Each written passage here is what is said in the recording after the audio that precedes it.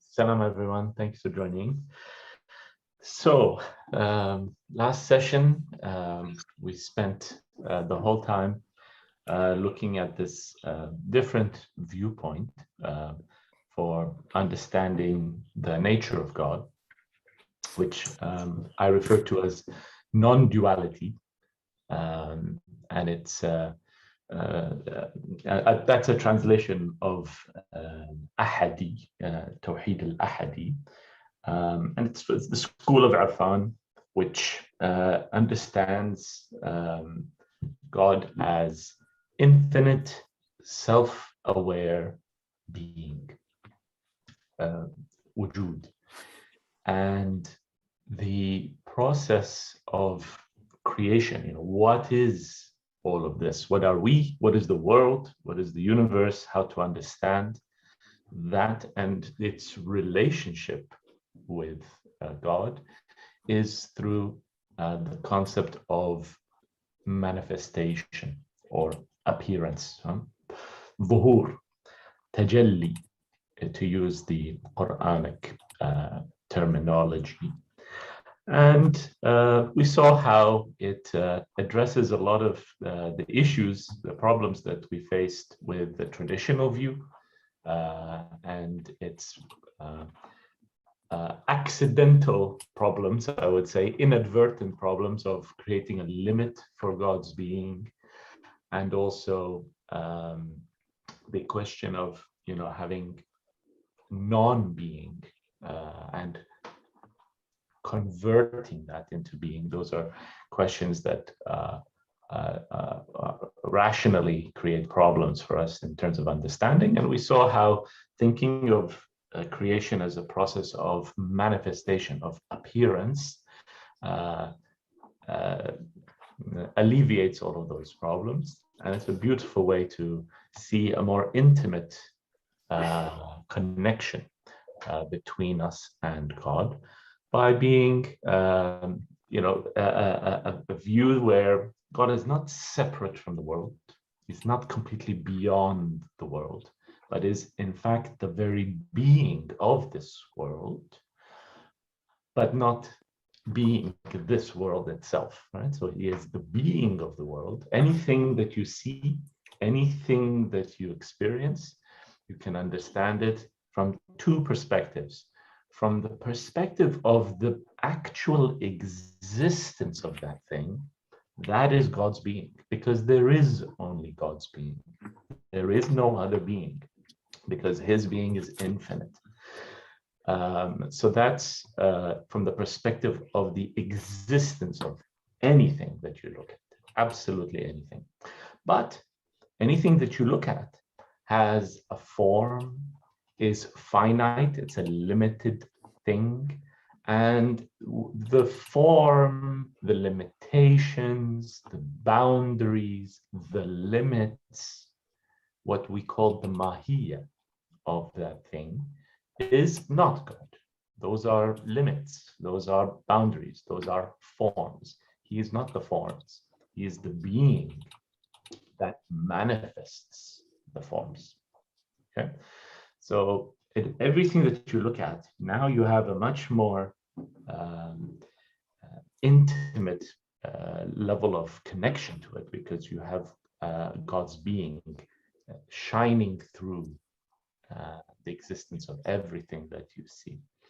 So those are the things that we discussed last time, and we used this kind of modern example to kind of try to visualize that, and that was the example of the screen and the images that appear on the screen. And we pointed out very clearly that the screen, being infinite and independent of everything that appears on it, is unaffected by anything that appears on it, is not limited by anything that appears on it, does not mix with or become contaminated by anything that appears on it. That's the nature of God himself. And then the images are entirely dependent on the screen to appear, and their existence is really derivative. It's not as real as the screen. The images can disappear. The screen would still be there. And they never turn into the screen. They don't mix with the screen. They don't enter the screen. So there's this type of a relationship, and yet the images are completely pervaded by the screen. In a way, you can say the only thing there is really the screen. Okay, so that's what we covered last time. And we talked also about some of the advantages of this view, and how universal it is actually. And to me personally, that is quite a unique feature, because it creates also a connection to people basically of all religions, all spiritual paths. There is a school of thought in all of them that has this understanding of reality, of God. And so we can see that there is a kind of common wisdom. There's actually a name for it. It's called the perennial philosophy. Perennial meaning something that's always been there. This has been the kind of joint human wisdom and understanding that's actually always been there. It's only the forms of individual religions that come, and there are schools within them that create clashes between each other. But actually, this underlying understanding of the oneness of being is something that is actually shared across all of the spiritual traditions of the world. All right, now with that, I'm going to go through a little bit on a bit more detail on the structure of this understanding and how we move from level to level. What I mean by that is that, so we said that there is wujud and the manifestations of wujud, right? So there's pure infinite being, and then there's the manifestations of being, and that's what we see around us. But it's not just a kind of binary thing. It's not just wujud itself, and then suddenly we have all of these different forms. In Irfan, there's an entire structure about how that proceeds in different levels and stages. And we'll touch a little bit on that today. I just want to give you a flavor. Then we'll go into a bit more detail next time. I can still hear some background noise. Can everyone please make sure you're on mute? Okay, so let me just share my screen so that we can. Okay, so this is where we were last time. All right, now, how does this buhur start to happen? Now, I'll start with a kind of more simplified version.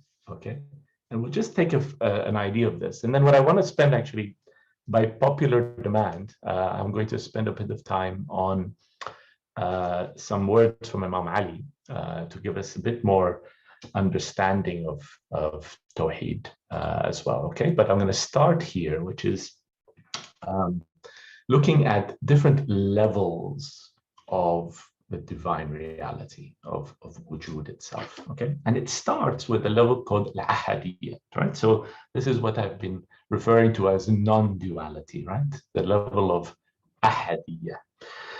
And what this means, what is meant by ahadiyya? What is meant is a level in which we have pure infinite being.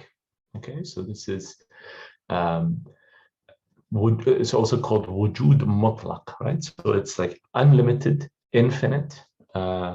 Remember, I spent so much time emphasizing that we cannot impose any limits on God in any shape or form.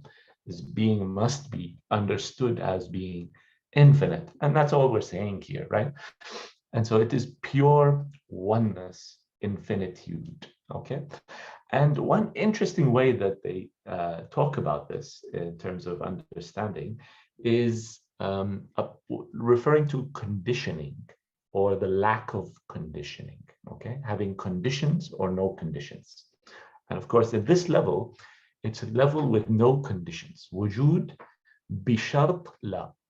Okay, so we'll look at different versions of this, but it's basically wujud bishart la, which means existence with the conditions that there are no conditions, there are no limits.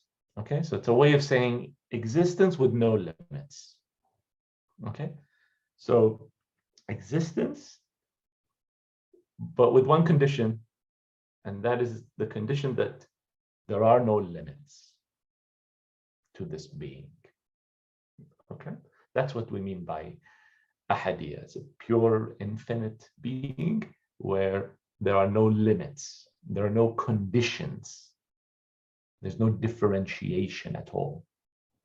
And so it's called wujud bishart la. Bishart, and there are no limits there. Okay, so that's the level that I've been talking about, and insisting that this is really very important for us to have as the underlying understanding we have of God's being. But we can then say, okay, but what about sifat Allah? What about the attributes of God, right? We've always been told about these different attributes that God describes himself with. You know, how do those fit into this? Because here you've got just pure being. There's no multiplicity at all, right? There's no kathra, no multiplicity. But we know God has a lot of different names and a lot of different attributes, different sifat, multiplicity of sifat. So how do we understand that? The whole point is that we're going to understand God and at different levels of being. Okay, it's called maratib al-wujud, different levels of being. And the example I usually give is of my mobile phone. Okay, so if you take my phone, all right, we can talk about this phone at different levels of its reality. Okay, we can start at the most basic level, which is literally, you know, the atoms and the electrons that make up this phone, right? And we could study that and we can discuss, you know, this thing at that level. We would be doing physics if we did that, right? So that's one level at which we can understand this thing. Or we could actually start talking about the phone just in terms of its actual hardware, right? So we could talk about the screen of the phone. We could talk about the camera, the buttons. We would be talking about the structure of the hardware of the phone, right? We don't really need to talk about fundamental physics to do that. We can talk about, you know, that it's made of glass and plastic and metal, and we can talk about how the screen works and so on. It would be a different level of reality that we're discussing with regards to this phone. Or we could talk about the actual software, right? What appears on the screen is the software, right? And so we could talk about different apps and different programs. We could talk about the memory, all these kind of things to do with the software of the phone. That's another kind of level. In fact, you can talk about these things almost independently.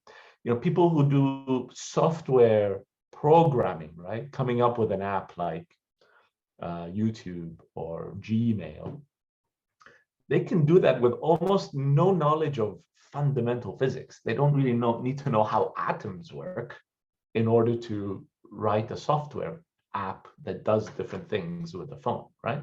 You can talk about this phone at different levels of its being, okay? So that example we're going to use to talk about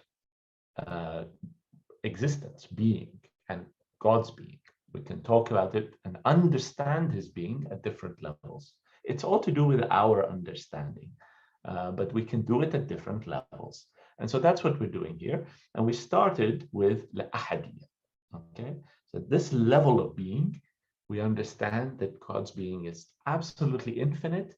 It's a pure oneness, and there are no limits there. There are no conditions there, right? Bishart la, there's no conditioning there. All right. What we'll do now is go to a different level of his being to understand it and discuss it in a different way. Okay, and that is called the level of al-wahidiyya. Okay, so in English it's difficult to translate these words. Sometimes hadiyya is translated as unicity. We could also call it non-duality. I probably should have really just stuck with non-duality, but just so that you're aware, it's sometimes called unicity. Okay, as opposed to unity. All right, so wahidiyya is a level of unity. Unity is a concept of oneness where there is a multiplicity, but it's a multiplicity within one. Okay, of one thing. It's one thing, but it has multiple aspects to it. Okay, so at this level, we're really talking about the level of God's attributes and names. So just like we had these different levels of discussing something like my phone, now we're talking about God at different levels. So we started at the level of ahadiyya, and then this ahadiyya starts to manifest itself, right? There's a whole process of vuhur, right? How does it manifest itself? And at the first level that it manifests itself is that it manifests different attributes. Okay, and we can refer to those attributes, those sifat, with names, which is the al-asma. And these are the names that he himself has given us or shared with us in order for us to understand him better. Okay, because really, if you think about it, when I talked about al-ahadiyya, there's really not much to know about that level. There is a pure oneness to the point that there's no differentiation, no multiplicity, not much that we can say about it. But at the level of wahidiyya, we can start to understand and differentiate different aspects of that one essence. All right. So here you see the first level of multiplicity. Now, at this level, at this point, there's still no world. There's no universe. There's no me. There's no you. None of this. This is still within his being that you can talk about different levels. And at this level, that we're starting to see the first signs of multiplicity. And in fact, this becomes the source of all of the multiplicity that we see in the world. Okay, the kathra, the multiplicity of the world and everything in it, its source is the multiplicity of his attributes. Okay, and at this point, we are actually putting some conditions on being. This is the first point at which we start to condition being to be something or something else, right? So that we start to understand different attributes. Different attributes each have different conditions of what they are. They're not the same, at least in concept, right? So the concept of knowledge is different to the concept of power, for example, ilm and qudra. These are two different concepts. Okay, it's the same essence, but it has these different attributes, which are different concepts that our minds can understand them. So these are conditions on being. We are saying, okay, he has one attribute, which is knowledge, ilm. That's a limitation. They're saying, I'm talking specifically about knowledge. I'm not talking about anything else. So I'm referring to something specific, something conditioned. And so this level of wujud is called wujud bishart shay. right? Bishart, there's a condition. I'm referring to all these different attributes. And in order to do that, I have to define and limit what I'm talking about. Power is power. Knowledge is knowledge. These are two different things. So there's some conditioning and some multiplicity starting to appear. Remember, these are all madahir. These are ways in which that same one ahadiyya is manifesting itself. And so some of you who've been in our discussions before will recognize this slide probably. And my very simple way of trying to visualize this in a way, no example and no image or no symbol can be able to describe any of this, but hopefully it just helps to give you an idea of what we're talking about. So if we represent all of this with a circle, then essentially al-ahadiyya would be the center of the circle, just the point that defines the center. That point, right, a dot, a point, at the center of the circle has no dimensions, it has no conditions, it has no multiplicity to it. So that's how we represent al-ahadiyya. Ahadiyya is a dot. It's like a dot at the center of the circle. And then the wahidiyya would be all of these different attributes, infinite number of attributes that God has, and those emanate from the center, and their source is the ahadiyya. But there is a multiplicity of each of these would be, each of these parts of the circle would represent one of his sifat, right? One of these attributes. So this would be the level of wahidiyya, where we're still talking about God, we're still talking about God's being, but now we're able to start to see existence itself starting to become conditioned and appear in the form of multiplicity. So we start to see some kathra appearing, even though, at the highest level, right, at the highest level, it's still ahadiyya without any limitations or multiplicity at all. Okay, so I know this is, if it's new to you, it can be quite confusing. This is actually the simplified version.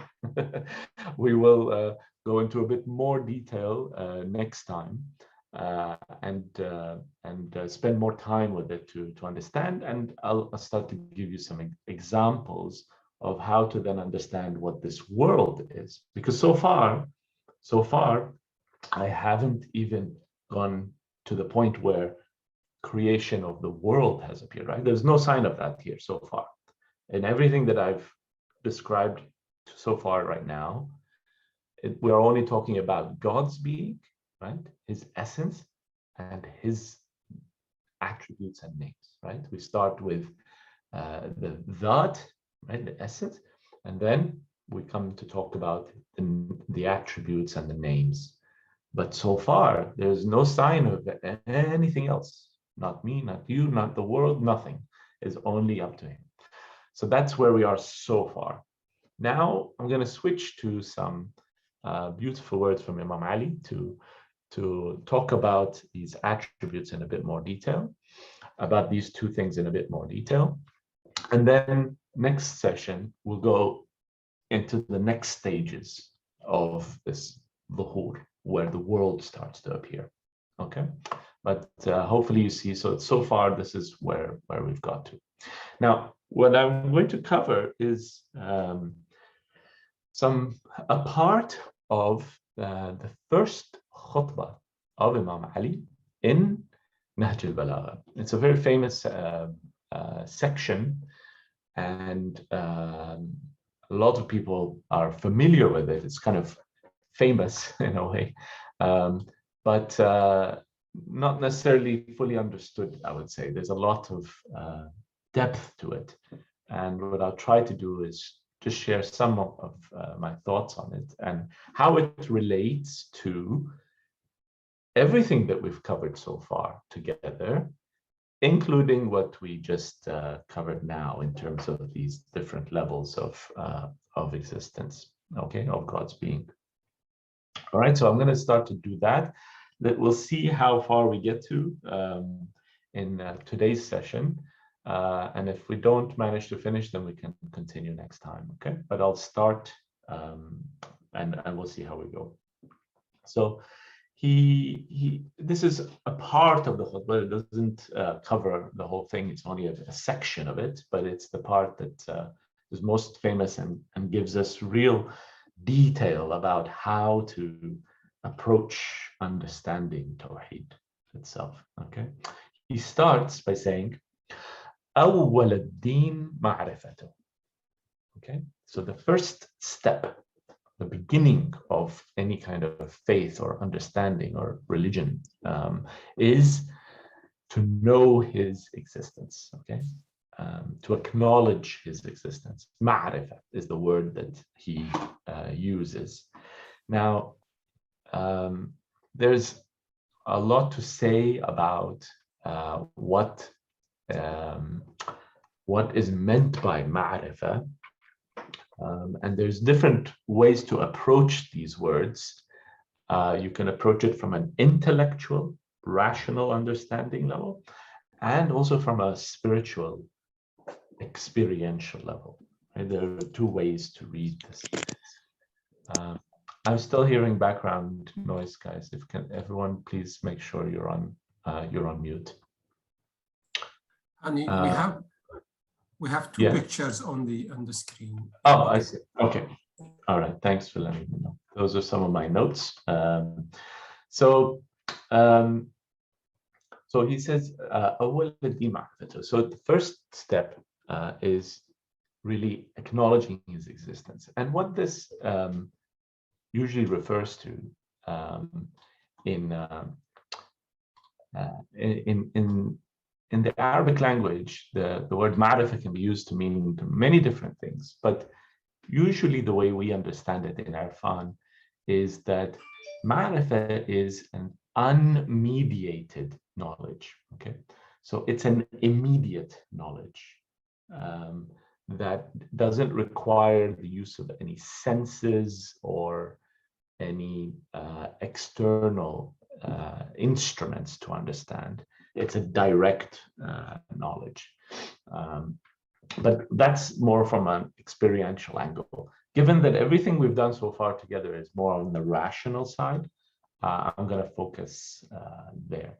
And so in this step, what this part, أول الدين معرفته, what it corresponds to is really that first step that we took together, arguing for a necessary being. Okay. Wajib al-wujud. This step is really what he's referring to. We didn't, if you remember the way that we approached it and the way I explained it, we started talking about wajib al-wujud without even really talking about what it is, what its nature was, what its attributes are. You know, we didn't really define it. All we did was we made very clear what is the difference between mumkin and a wajib, right? I said, what is contingent? What is necessary? And then we analyzed, what makes something mumkin, what makes it wajib, and we concluded that in order to explain all of these contingent beings, right, all of these mumkinat, we said that there must be at least one wajib, right? I'm just reminding you of the step that we took. This is the first step that he's referring to, is just to know that there must be a wajib, right? That's all we need to take from this initial step, all right?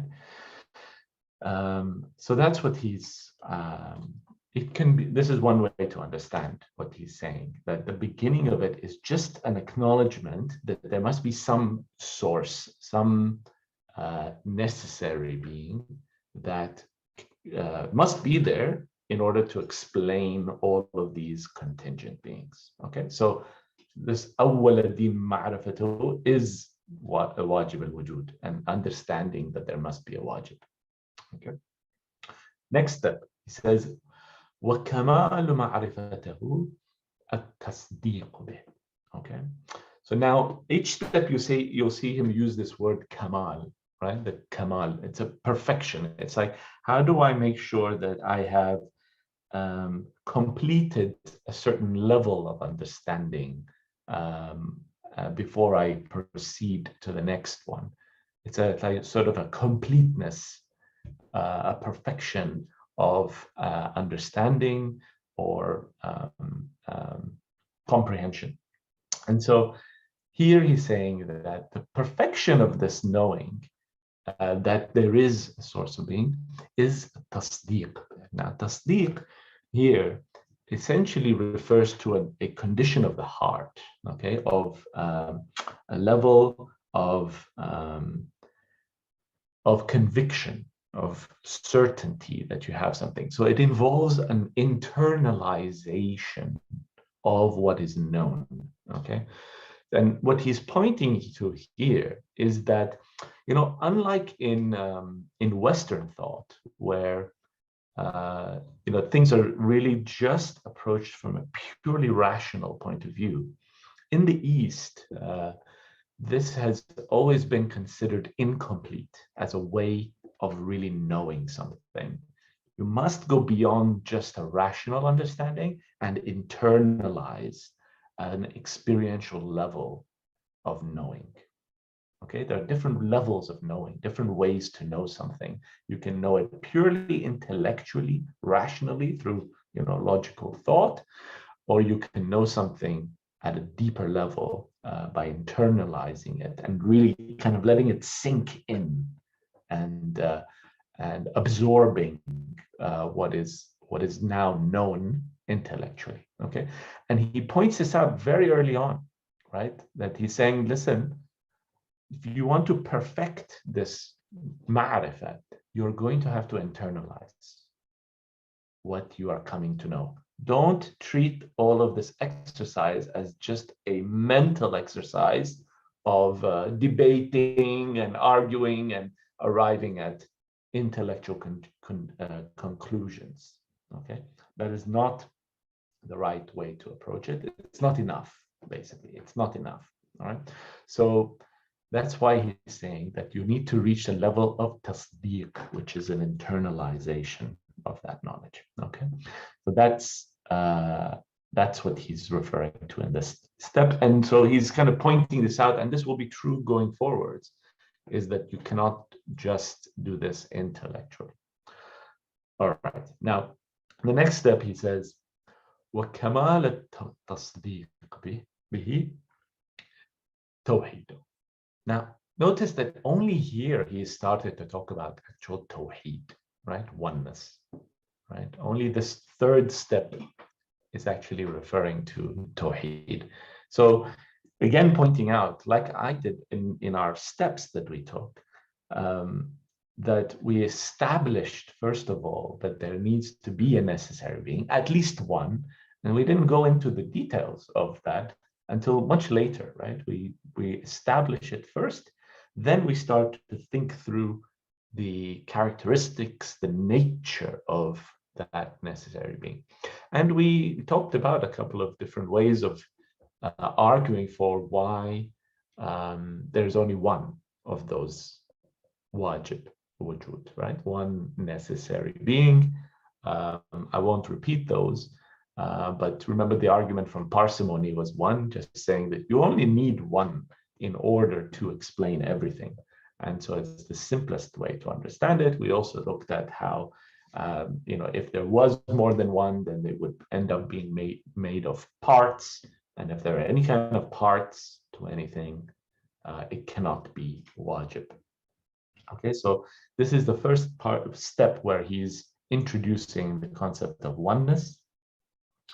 And that's what we then started to do after establishing that there is a wajib, and we said that there is one wajib. There can only be one wajib, and we defined that as something that has existence as its essence, right?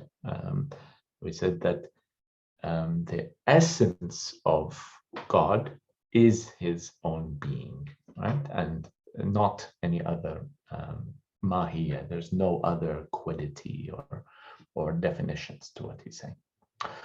Okay, so that's where he's introduced Tawheed here. Next, he says, وَكَمَالُ تَوْحِيدِهِ الْإِخْلَاصُ لَهُ. Okay, so here the perfection of understanding and believing in his oneness is to regard him to be pure. I don't think this is a very good translation, to be honest. It's ikhlas here is a kind of sincerity, right? A genuineness. And here the ikhlas is not kind of the traditional understanding, or the more common use of the word ikhlas refers to actions, right? Making sure your actions have purity to it. You're doing things for the right reasons. You have the right motives. That's not what he's talking about here. Here, this ikhlas is ikhlas of understanding, of aqidah, of creed, of knowing. So it's a purification of understanding and conviction in something, right? So it's a ikhlas of knowing, of faith, rather than ikhlas in action. Okay, and he's using this word ikhlas.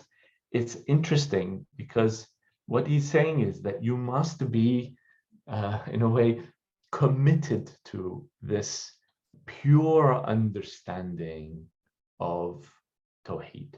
Okay, and what I translate that to is exactly what we've been talking about all along, insisting that his being is infinite, unlimited. Right? That's one way of understanding this ikhlas. If you believe in this one being, one necessary being, then a true commitment to that, or sincerity in that, will insist on not having any limits to that being. So I think this is, he's starting to refer to this idea of wujud mutlaq, right? This is the beginnings of this tawheed al-ahadi, non-duality, is here. Because any other level of understanding of tawheed is not as committed or is not as sincere with regards to that oneness, right? We said that tawheed al-adadi, a kind of numerical understanding of tawheed, has a lot of problems with it, right? It's not pure tawheed. It has limits to it because it starts to allow the possibility of other things existing, right? So one way of saying it is that it's not pure. It's not, it doesn't have ikhlas in it. It's got a limitation of how it's understood, this pure oneness. So insisting on Tawheed al-Ahadi, right? Unlimited, infinite, pure being is a way of having ikhlas to Tawheed, right? La thaniya lahu, right? There's no possibility of a second thing existing alongside it. And so that's a perfection of oneness, of an understanding of oneness, right? So that's how I would translate that into the things that we've been discussing together. We've been discussing this non-dual understanding of oneness, which I would say is the purest way of understanding it without any kind of limits. And that's what he's referring to. In other words, he is also talking about this oneness being basit, simple, right? Not consisting of parts. That's another aspect of our understanding of that Tawheed. We said that it is simple. Simple means what? It means that it doesn't have any parts, right? And so infinite and simple, that's what he's talking about when he's talking about ikhlas of Tawheed. Okay. All right, so that's That's where we've got to here. So we've got perfection of this tawheed by through this understanding. The next line is the one that is actually, I would say in my discussions with people, this is the one that confuses a lot of people. It's an unusual way of saying things. And, for the traditional view, it's quite puzzling to a lot of people. But hopefully it will make sense to us, given everything that we've discussed so far.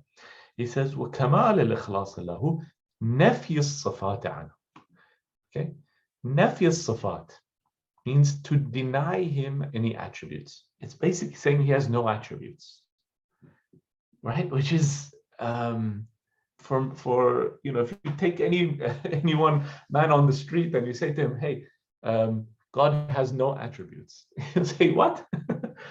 how can you say there's no sifat? Yeah? Nafy sifat. Very strange way of putting things.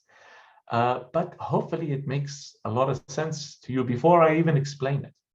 We just, on the last slide, we were talking about different levels of understanding God.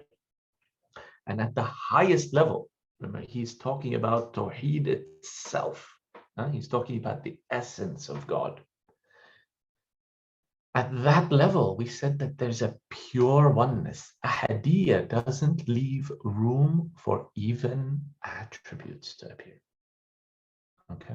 At that level, there's not even any ability for us to differentiate any attributes. Okay?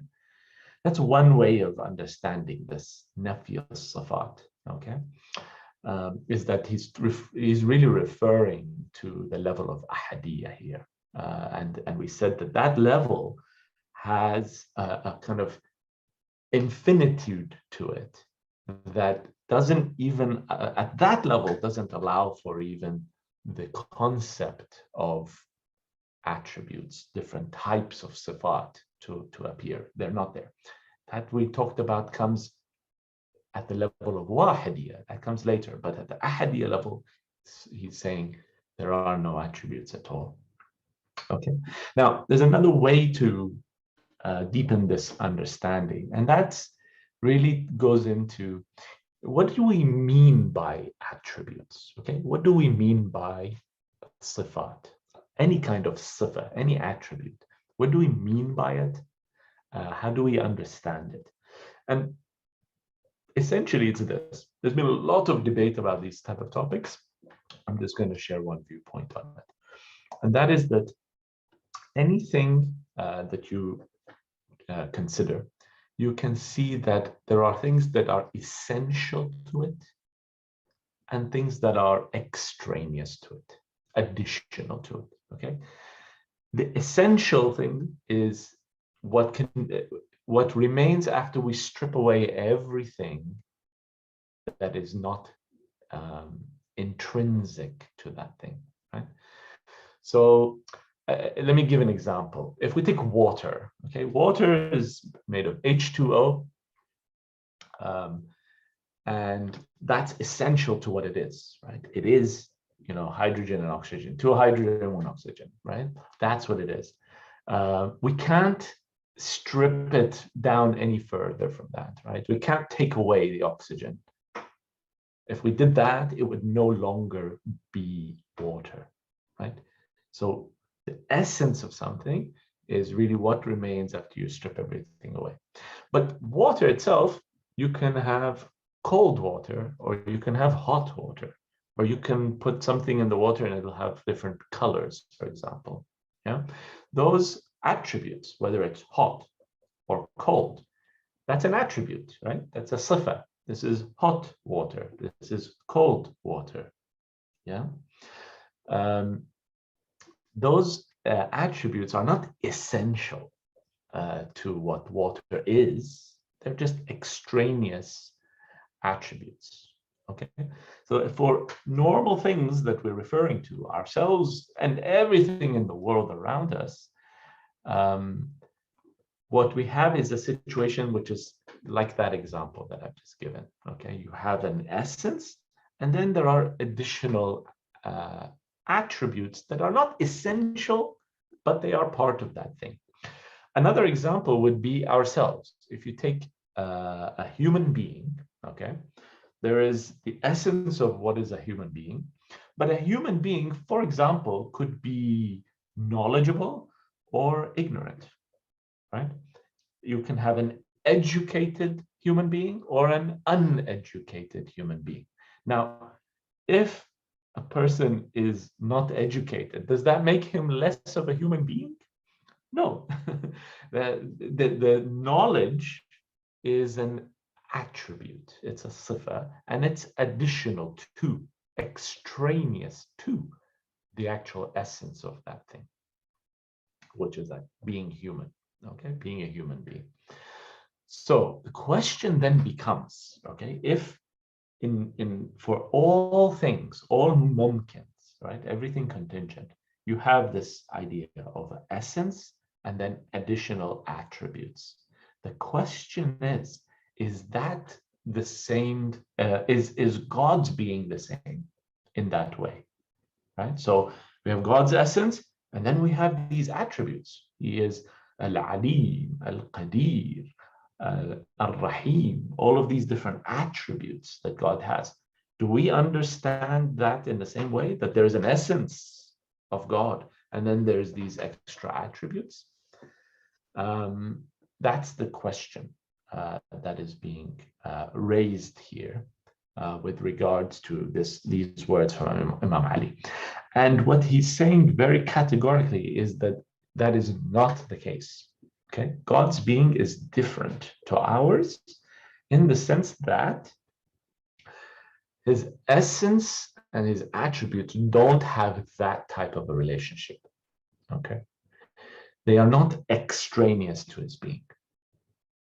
They are identical to the reality of his being. Okay, his essence. So this is usually summarized in a phrase which is صفاته عين ذاته. Okay, his attributes are identical. They are his essence. All right. And so they are not qualities or attributes of the essence. They are actually the same reality. The reality of the essence is the same reality of the sifat. All right, so in that sense, what he's saying here when he says nafi as-sifat anhu, it can be understood by him saying that his sifat are not extraneous to him. They're not za'ida, okay? They are not additional to his essence, okay? They are not za'ida. So any idea of having, attributes that are, added to the essence is being rejected. And he explains that لشهادة كل صفة أنها غير الموصوف وشهادة كل موصوف أنه غير الصفة. So why? Because you see, once you create this, like for normal things like us, like water, you create the attribute and the attributed, okay, صفة and موصوف, something that has an attribute, right? And if you understand it that way, then you see that there's a duality that starts to appear.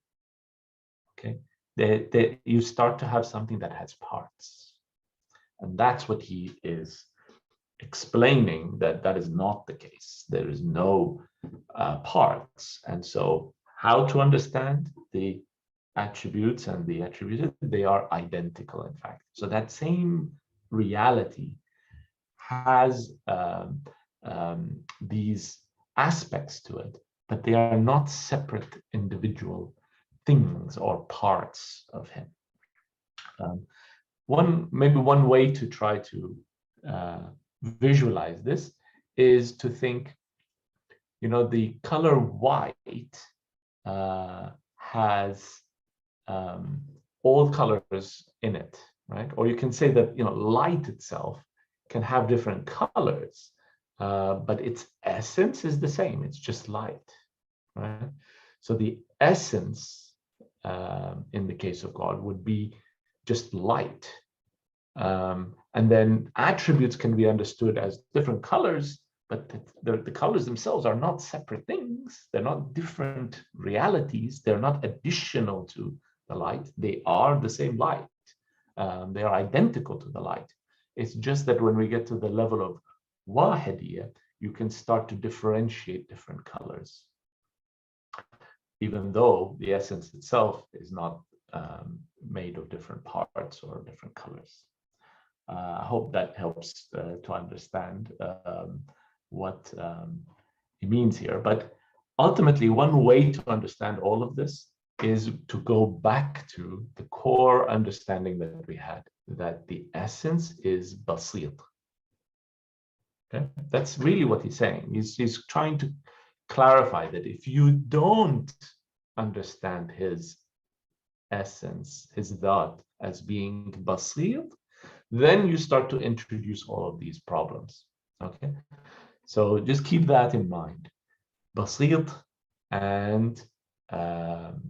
and infinite, right? No limits. That will be the core thing to guide us in understanding everything here that is being said. Okay, so to recap, he's saying there are no extraneous attributes. Okay, sifat zaida is being rejected. All right, and all of these attributes are actually identical to the essence itself. All right, and then the rest of the words here, he's really kind of giving more understanding of what would follow if you don't do that. Okay, if you don't have this correct understanding, you'll see all the problems that come from that.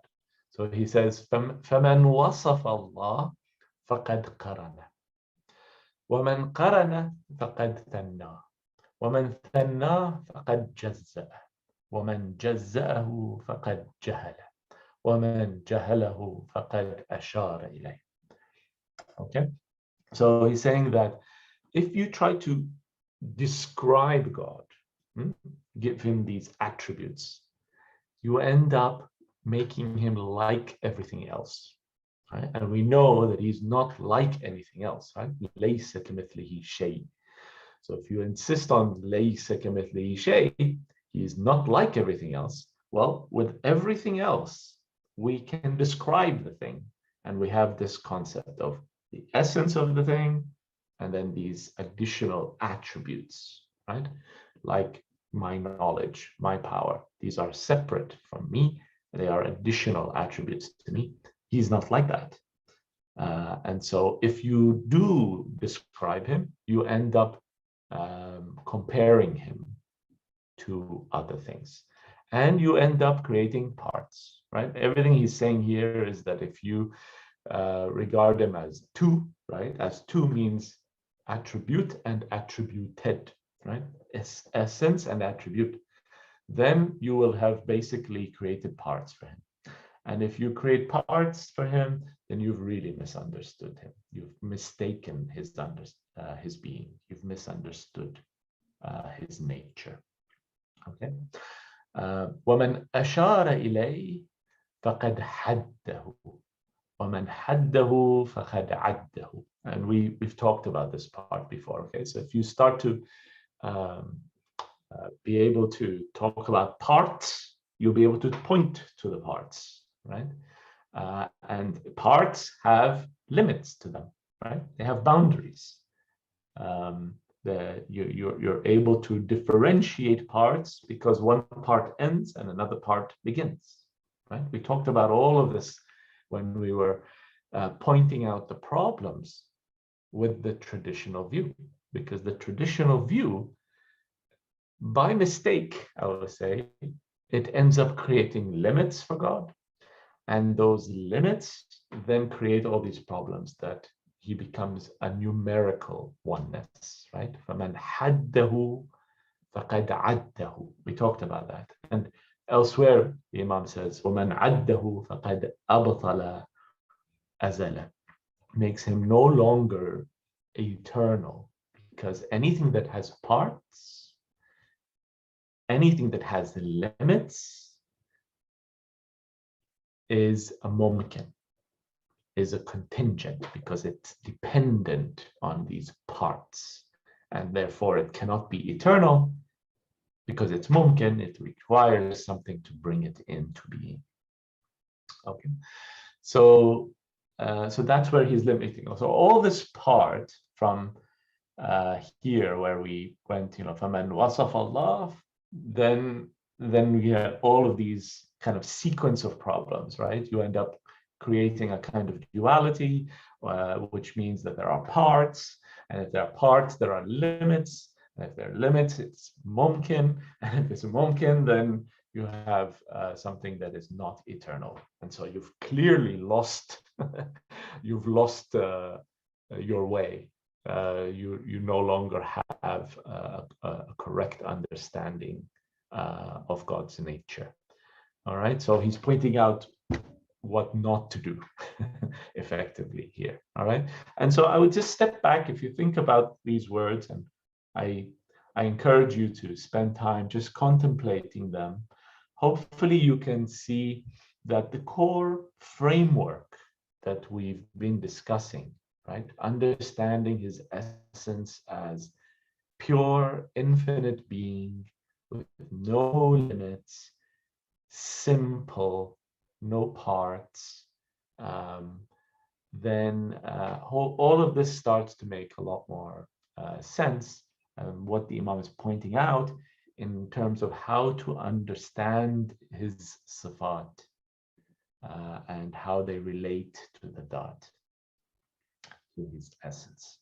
Okay, and just a reminder again that this Tawheed al-Adadi, the numerical oneness, which is the traditional view, is what he's warning against, really, because that's where you end up with all these problems. All right, so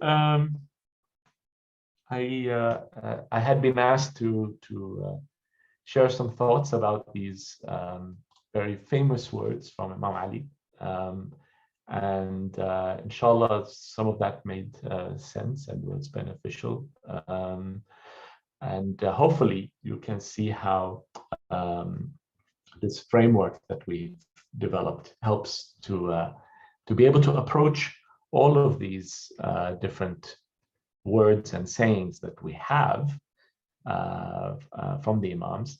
And in each case, you should start to be able to understand it, even for yourself. You don't even need someone to interpret it for you. You should be able to see the consistency with the framework that we've been discussing together. All right. Inshallah, that's useful. I'll stop there. Thank you.